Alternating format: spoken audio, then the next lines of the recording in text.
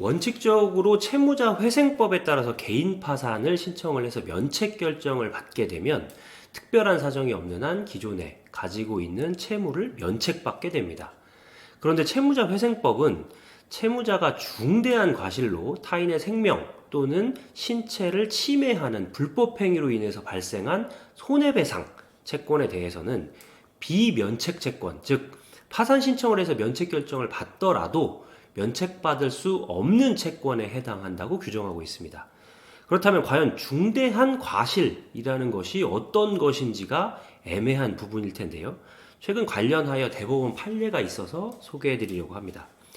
사실관계는 A가 고가도로 1차로로 주행을 하던 중에 차로에 다른 차량이 진입하자 이를 피하기 위해서 핸들을 조작하다가 중앙선을 침범을 했고, 중앙선을 침범하면서 상대쪽 맞은편에서 달려오던 차량과 부딪혀서 상대 차량에 타고 있던 사람이 사망하는 사고가 발생을 했습니다. 이에 따라 A는 손해배상 채무를 지게 되었는데요. 이 사건 1심과 2심에서는 A의 손해배상 채무가 중앙선 침범으로 인한 사고라고 하는 중대한 과실로 타인의 생명을 침해한 손해배상 채권이기 때문에 면책될 수 없는 채권이라고 판단했습니다.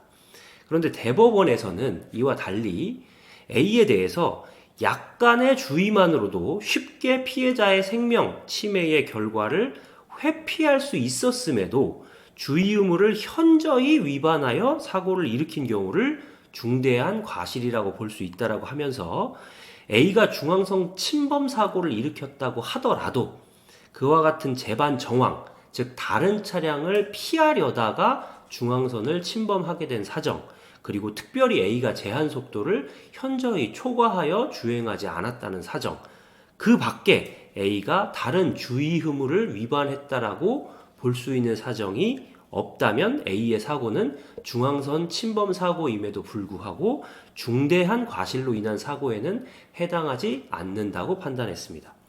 즉 단순히 중앙선 침범 사고라는 사실만으로는 중대한 과실이 곧바로 인정되지는 않는다는 것입니다.